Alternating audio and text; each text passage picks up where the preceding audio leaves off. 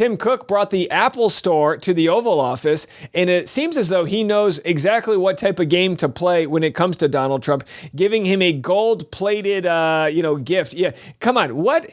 First of all, I'm okay with it. It's hilarious that these sort of multimillionaires that run these billion-dollar companies have to show up to the Oval Office with gifts for Donald Trump, but they understand you got to play that game if you want him to, I don't know, not put massive tariffs on places where you've set up factories in other countries. So I've got several clips I'm going to share with you, folks. Very fascinating stuff. Tim Cook is asked if they're going to build the whole iPhone in the U.S. It takes a little while to say no, but he also offers Trump a gift. Stick around for it. It's hilarious. Let's have a listen. The president wants a made in the USA iPhone. What are the chances that you can actually make that happen? Well, if you look at the bulk of it, we're doing a lot of the semiconductors here. We're doing the glass here. We're doing the Face ID module here. And so there's a ton of it.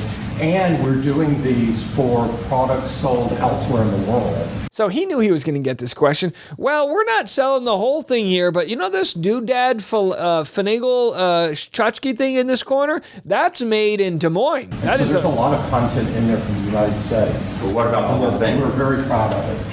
Can you make the whole thing here? Just the final assembly that you're focused on. And that will be elsewhere for a while. He makes many of the components here, and we've been talking about it, and the whole thing is set up at other places, and it's been there for a long time.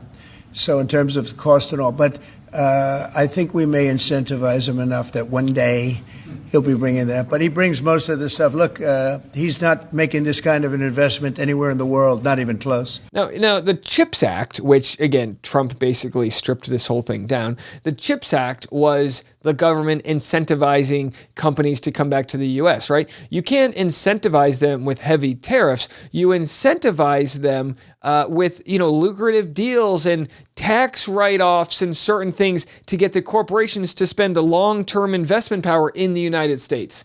These tariffs, nobody knows what to do because one day it's 50%, the next day Trump in bad mood, tariff 80%, no longer like China, tariff 150%. What are they talking about? So Tim Pool, he's not playing their game. He's saying, all right, we're going to make the glass here. The glass, who the hell? I mean, sure, I know it's important to make the glass here, but what are you talking about? When it comes down to it, and again, I'm not saying they should be made in some sweat camp, I'm just saying it'll drastically change the ecosystem if they one day decide, you know what, we're making these in Florida. This is a $1,400 phone I just bought. This would easily cost $4,500. Nobody's buying it if it's made in the U.S. I would love for them to bring manufacturing back. Why did they dismantle the CHIPS Act? That's all that was trying to do. Kentucky, we've worked with our partners at Corning to build the world's largest and most advanced smartphone glass production line. And I'm pleased to announce that very soon, this is for the first time ever, every single new iPhone and every single new Apple Watch sold anywhere in the world will contain cover glass made in Kentucky. Cool.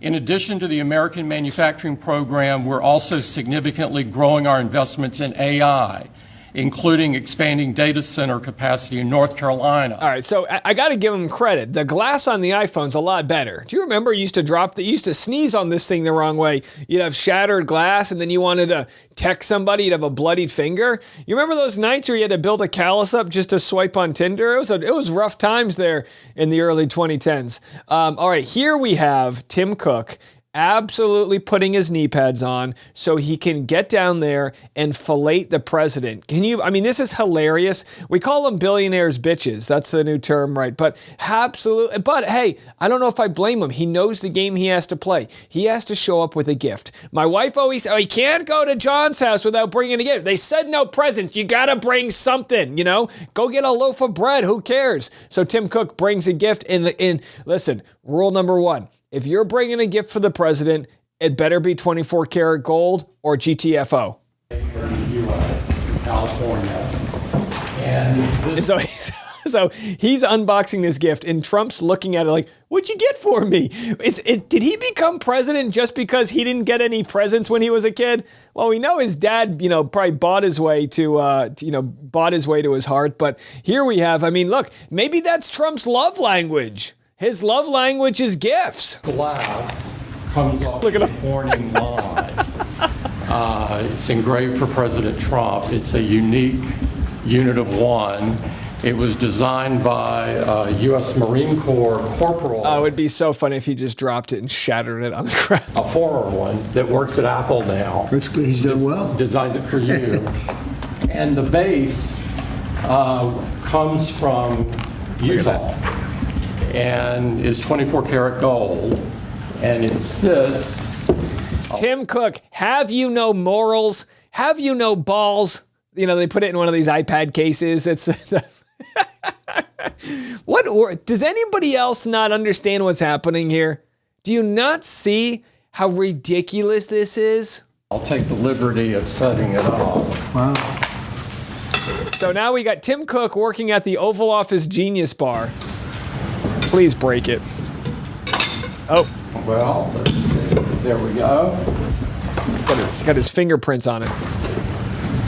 Congratulations, Thank you Mr. very much. President. It's Thank you so fantastic. much. Look, this one of one piece of glass on a gold plate, maybe it cost Apple $50,000 to make, but what's the alternative, right? They have their, I don't know where their plants are, Vietnam, or if they don't get the carve-outs that they want, it could cost them, hundreds of billions of dollars. So he shows up, he spits on it, and he gives Trump the old-fashioned. What do you want from him? Now, at the same time, Trump was asked questions about Epstein, right? And there's this rumor that there's a strategic dinner last night where J.D. Vance and a handful of elites were going to come together to strategize how to cover the Epstein files debacle. Have a listen. Vice President Vance hosting a gathering this evening to talk about how to respond to the Epstein situation?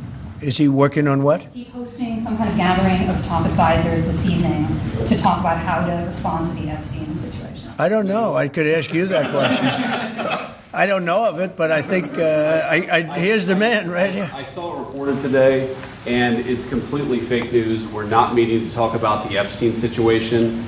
And I think that sounds like they're meeting to talk about the Epstein situation. Whenever they say something's fake news, and by the way, what in the holy gold-plated home goods is this Oval Office turning into? It's almost like every day they just add one more thing to the wall. It looks like they did a gold-plated, what's it called? When you shoot the air, you know what I mean? What's it called? What's that ball called? You get the. Who cares? You know what I'm saying?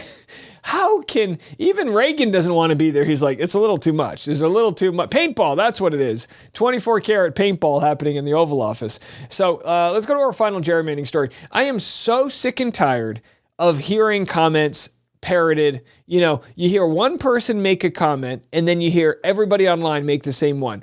And there's this idea that because they're gerrymandering in Texas, it's okay because it's happened in other states. Patently not true, but let's have a listen to the argument. Mid-cycle redistricting. You just did it in New York. No, we have never and then she gone got in the slapped middle. down by a judge.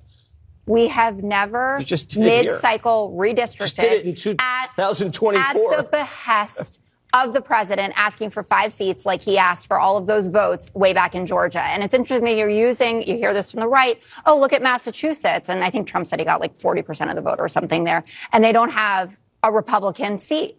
But the GOP governor was the one who signed off on those lines, and they had a bipartisan commission to do this. Sometimes Republicans just don't win. And it goes the other way. Sometimes Democrats just don't win.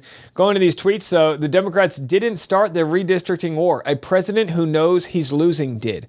Trump mentioned, and this is what Gavin Newsom shared. DC Drano posted blue states with 0 Republican House seats, as a way to show that there's something nefarious going on. And then Gavin said, I can do the same thing. Red states with 0 Democratic House seats. Like, it just happens. That's how the math works out sometimes. Now, the difference is that they called a special session. Folks, listen up. A special session in Texas that was meant to deal with the flood that killed over 100 people, many of them children. And they snuck into that a gerrymandering bill or whatever, that vote, that would have redistrict Texas and given the Republicans 5 more seats.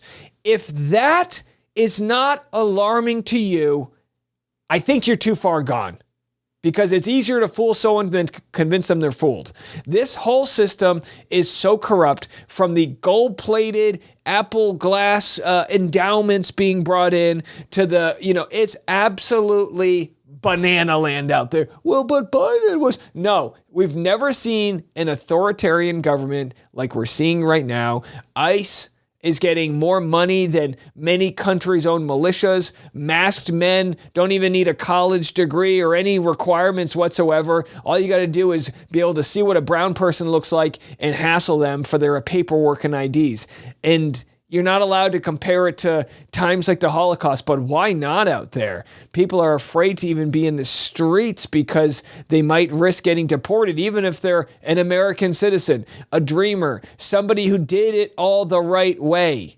And we're just supposed to go, yeah, but in Massachusetts, come on, folks. Are you kidding me? I don't think I'll get it through anyone's head at this point. But for those that are wondering why this is a big deal, how many instances do you need? From the several $100 million Qatari plane, which is going to cost $1 billion to retrograde and will be given to Donald Trump's library, which means his personal use, after he's, serves his term. It's banana land, you crypto coin grifting billionaire. And somehow he's convinced a whole bunch of people that aren't billionaires that he's the solution. Well, his poll numbers have never been so low. People are fed up. Folks that thought they were going to have their IVF paid for, have their family planning taken care of, those that are going to see the price of their health insurance go up, avocados, cucumbers, all these different items going up. I tell you to just take a sip of coffee, but it might be too expensive for you at this point. And this is all gonna be happening because it's only 6 months into the presidency, 7, whatever it is, right? So this is all just starting to take effect.